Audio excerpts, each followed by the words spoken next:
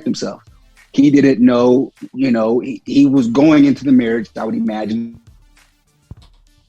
good faith, hope that the marriage would last, but also being realistic and knowing that all marriages may not necessarily last. And should this marriage not last, he wants to make sure that the money that he's worked hard for, he would be able to walk away with at the end of the marriage, should the marriage end in divorce.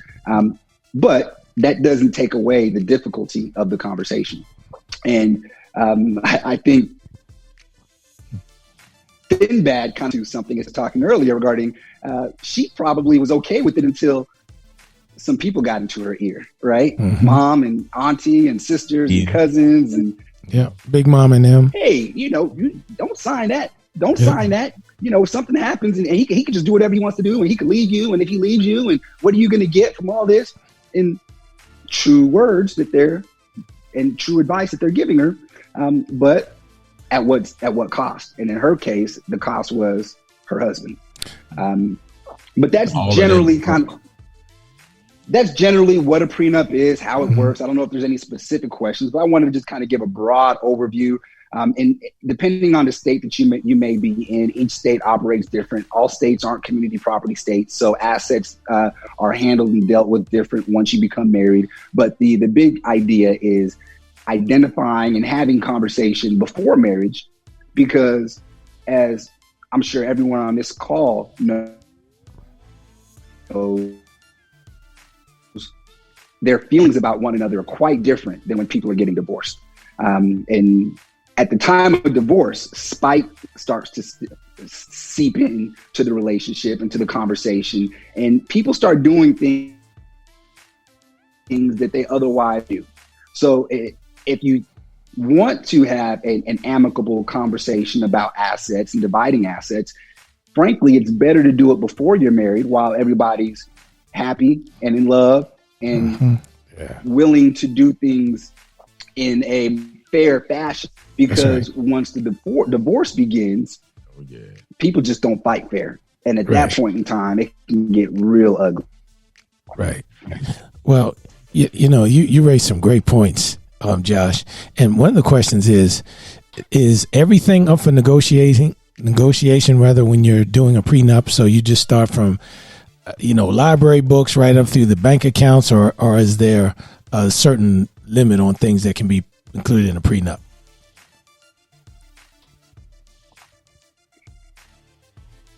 Everything's up. Now, full disclaimer, I've never drafted a prenuptial agreement. Though I'm an attorney, I am not a family law attorney.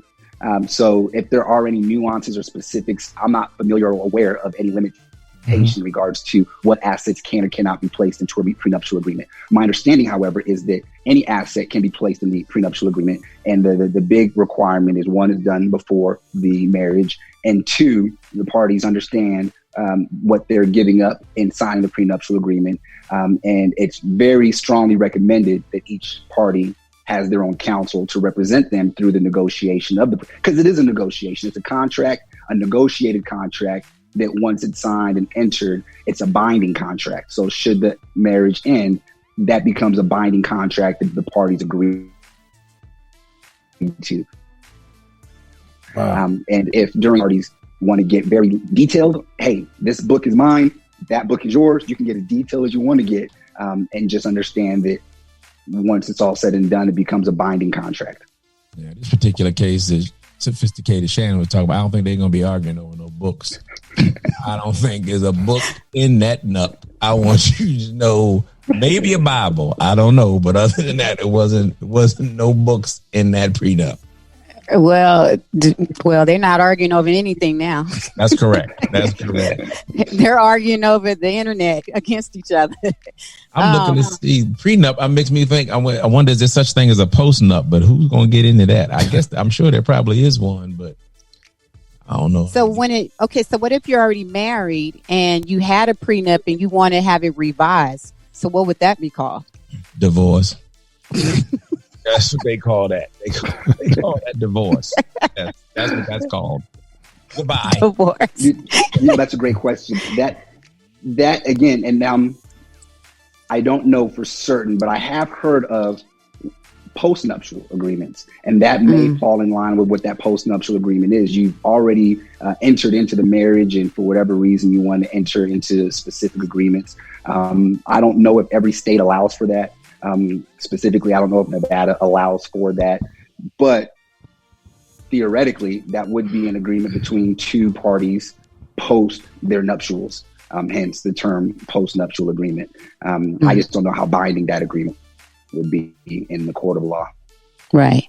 I have Jay from Facebook saying she was wrong. She reneged. She didn't stand up to her side of the agreement. That's pretty much what she did. Well, she technically never entered an agreement, right? She didn't sign it. So she has the ability to change her mind. I mean, there was never true. executed. And even if she signed the agreement, the prenuptial agreement, one of the conditions of the prenuptial agreement is marriage. So if she signed the agreement and decided to change her mind and just decide, you know what, I'm not going to get married, then at that point in time, the agreement becomes null and void, and the parties go their separate ways anyways.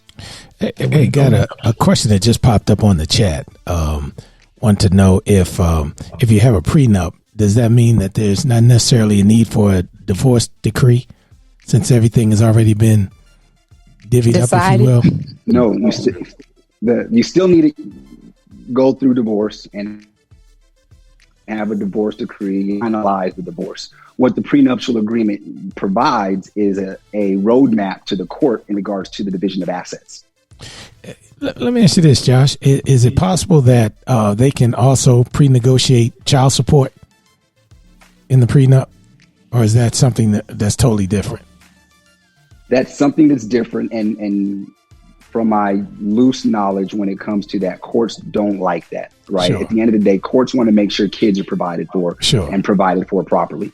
And there have been cases where people have put language in the prenup regarding child support. Each court would look at that and deal with that differently based on the jurisdiction. But in general, a court's not going to look kindly on an agreement that dictates what the child is going to receive, especially if they find that the agreement is not fair and in the best interest of that child. Sure. So the court does have the ability to make alterations as they deem appropriate. Well, just like with any contract, if the court finds language in the contract that's improper, they can throw that language out of the contract. Okay, that's good to know. So one question, what about the retirement or my 401 or anything like that? Can that be negotiated into a prenup? You can discuss all of that in the prenup. Yeah, because those are assets that would end up being divided in the divorce anyways, right? Oftentimes, one spouse may have a large 401k and the other spouse doesn't have it, but the spouse that doesn't have a 401k that worked during the duration of their marriage, so the court may find, hey, part of that 401k is the spouse who didn't work. So, can you guys still see me? Sorry. Yeah, we can see you. So that would be an asset that could be determined and divided during the prenuptial agreement if, there's value there and one party or both parties want to make sure that it's dealt with in a certain manner. Okay. Well, that's really interesting. That you have those opportunities. Well, not opportunities, but you have those alternatives available before you enter into a marriage, and also to know that pretty much nothing is off limits. And but also, I think I'm glad that you brought up the point that if the courts look at it, if it's contested, and they feel that there's something that's not fair or inappropriate, that they do have the ability to scratch out certain language, if I'm using the right terms. I know scratch isn't a legal term, but in essence, that's what they can do. She was on, in this particular case, she was on LA with on Basketball Wives. She was on the Basketball Wives show. No, I don't think so. Counsel going into it, a lot more to provide that language. Sure. Except for when you're children, of course. Gotcha.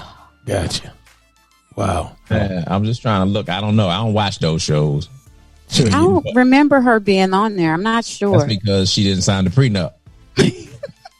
So she wouldn't be a basketball wife. How could she be on there anyway? She wasn't even a wife yet. But it says, I'm looking up something here now. I don't know. It's the internet, so you can't take it for real. But it says that was the case for former basketball wives, LA star Imani Showalter. She was one of the season series, and she disappeared.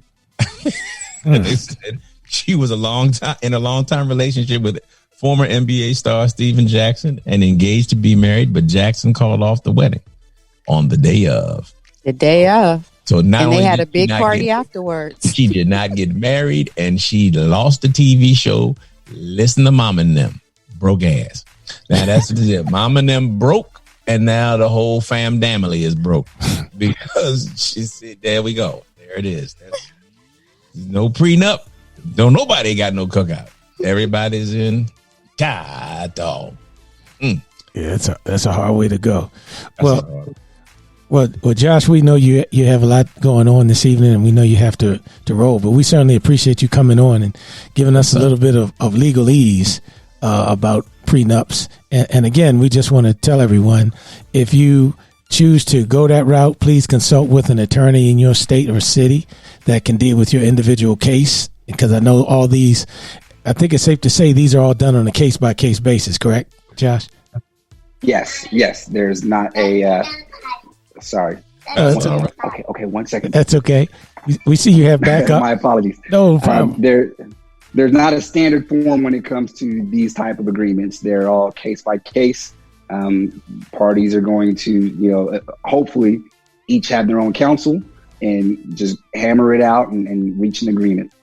Awesome. Well, Josh, thank you so much. And we certainly appreciate your expertise as always. And go ahead and give your information out so people can take advantage of your incredible legal services.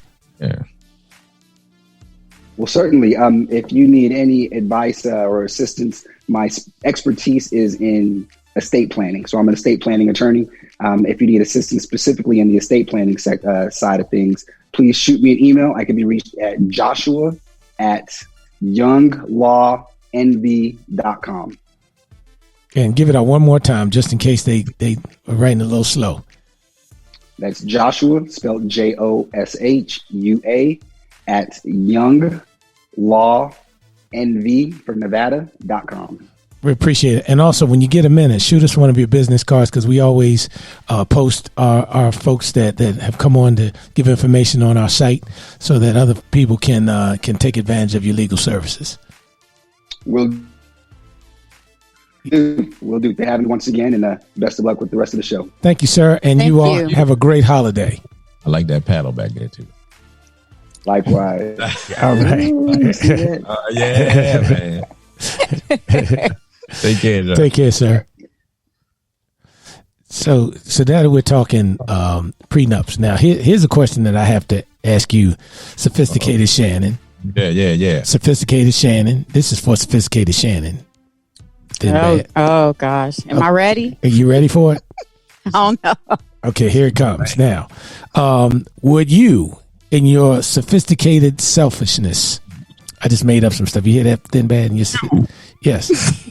Would you sign a prenup? If you would? Uh-huh. Would you find that to be, insulting? No.